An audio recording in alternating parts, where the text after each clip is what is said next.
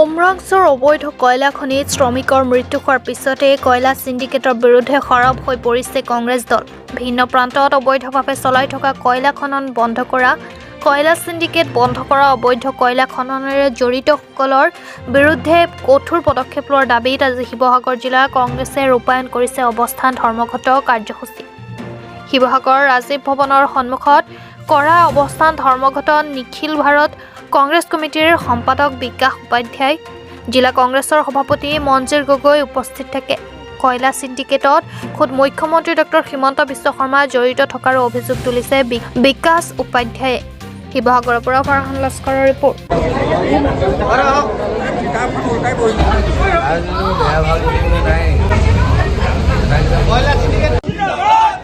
Nikhil Bharat Congress committee জিন্দাবাদ।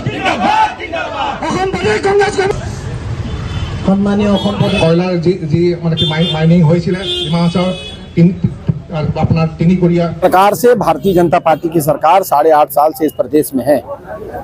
केंद्र में भारतीय जनता पार्टी की सरकार, राज्य में भारतीय जनता पार्टी की सरकार, डबल इंजन की सरकार है और भ्रष्टाचार सर चढ़कर बोल रहा है।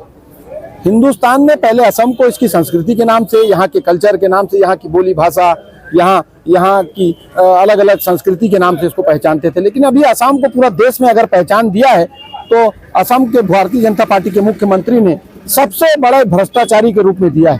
प्रदेश में जितना भी मुख्यमंत्री इस देश में आता है उसमें नंबर 1 में अगर कोई भ्रष्टाचार किया है तो हेमंत शर्मा वो भारतीय जनता पार्टी के मुख्यमंत्री ने किया है।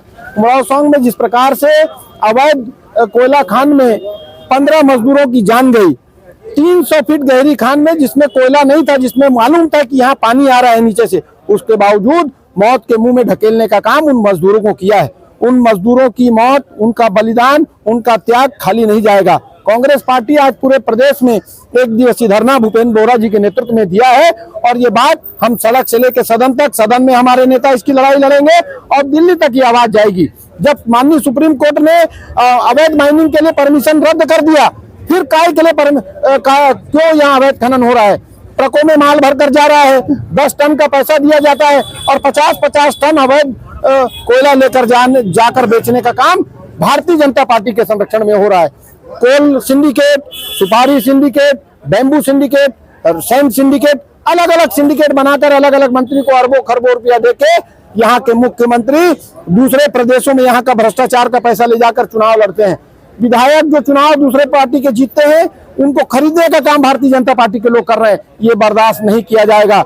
लोकतंत्र में इस लड़ाई को सड़क से लेकर सदन तक कांग्रेस पार्टी लड़ रही है। आज कांग्रेस के तमाम साथियों को मैं धन्यवाद देना चाहता हूं कि पूरे प्रदेश में असम की इस आवाज को उठाने का काम किया। असम का तो विकास नहीं हो रहा है, लेकिन यहाँ के मुख्यमंत्री का विकास और यहाँ के मंत्रिमंडल के मंत्रियों का विकास लगातार हो रहा है और उसको बर्दाश्त नहीं किया जाएगा। कांग्रेस कमिटी निर्देश अवस्थान धर्म कार्यसूची लैसे जाने डिमाहासाव जिला तिनिकुरिया अंचल अवस्थित जी रेड माइनिंग कोल अवैधभावे खनन करिছে তাত আমাৰ কেইবাজনো শ্ৰমিক বন্ধু তাত মানে সোমাই আছে আৰু এজন যি শ্ৰমিক বন্ধু মৃত্যু হৈছে তেওঁৰ আত্মাৰ সদগতি কামনা কৰিছো আৰু পৰিয়ালৰ সমবেদনা জ্ঞাপন কৰিছো আৰু লগতে চৰকাৰ অতি সোনকালে দাবী জনাইছো যাতে বাকি যিকেইজন শ্ৰমিক আছে অতি সোনকালে কেন্দ্ৰীয় চৰকাৰ লগত হৈ অতি সোনকালে যাতে তেওঁলোকক উদ্ধাৰ কৰে আৰু সুপ্ৰিম কোৰ্টৰ হাইকোৰ্টৰ অবৈধভাৱে ঘোষণা কৰাৰ পিছতো আৰু অসমৰ মাননীয় মুখ্যমন্ত্ৰীগৰাকীয়ে অবৈধ বুলি ঘোষণা কৰিছে, কিন্তু ইমানখিনি কৰাৰ পিছতো অবৈধ যি কাৰ্য ডিমাহাছাও অঞ্চলত চলি আছে তাকে কেনেকৈ হ'বলৈ পাৰে? আজি যদি মুখ্যমন্ত্ৰীয়ে যদি তেখেতৰ যদি মানে সহায় সহযোগ নাথাকিলে তেনেহ'লে এনেকুৱা এটা অৱস্থা নহ'লে। আজি সুপ্ৰিম কোৰ্টে অৰ্ডাৰ দিয়াৰ পিছতো যেতিয়া এনেকুৱা হৈছে, ইয়াৰ পৰাই দেখা গৈছে যে অসমত চিণ্ডিকেট চলি আছে আৰু এই চিণ্ডিকেট অতি সোনকালে যাতে বন্ধ হয় তাৰ বাবে আমি এই অৱস্থান ধৰ্মঘট কৰিছো আৰু যিকেইজন দোষী ব্যক্তি আছে অতি সোনকালে চৰকাৰক আমি দাবী জনাইছো তেওঁলোকক যাতে অতি সোনকালে দোষী সাব্যস্ত কৰি তেওঁলোকক যাতে গ্ৰেপ্তাৰ কৰে আৰু ভৱিষ্যতে যেনে কাৰ্যসূচী মানে নহয় তাৰ কাৰণে আমি আহ্বান জনাইছো।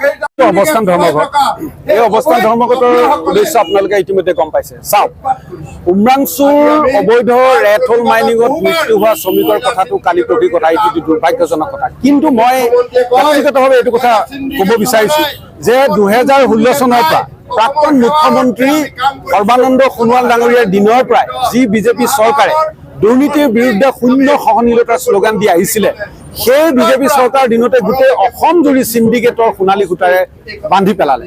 তেওঁলোকে মাৰ্ঘেৰিটাতে আমাৰ যিটো ঐতিহাসিক পাটকাই পৰ্বত তাৰ জৈৱ বৈচিত্ৰ্য ধ্বংস হৈছে। ইতিমধ্যে আপোনালোকে জানে যে ফৰেষ্ট এণ্ড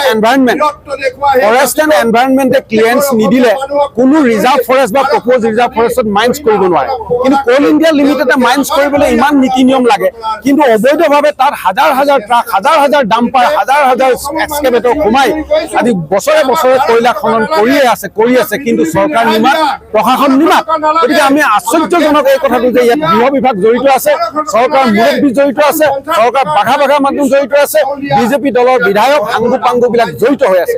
গতিকে আমি ক'ব খুজিছো যে এই বিজেপি চৰকাৰে যি শূন্য সহনশীলতাৰ কথা কয়, চিণ্ডিকেট শূন্য অসম গঢ়াৰ কথা কয়, তেওঁলোকক ধিক্কাৰ জনাইছো আৰু উমৰাংচুত নিহত হোৱা শ্ৰমিকসকলৰ পৰিয়ালৰ প্ৰতি গভীৰ সমবেদনা জনাই তেওঁলোকৰ বিদেহ আত্মাৰ সদ্গতি কামনা কৰিছো।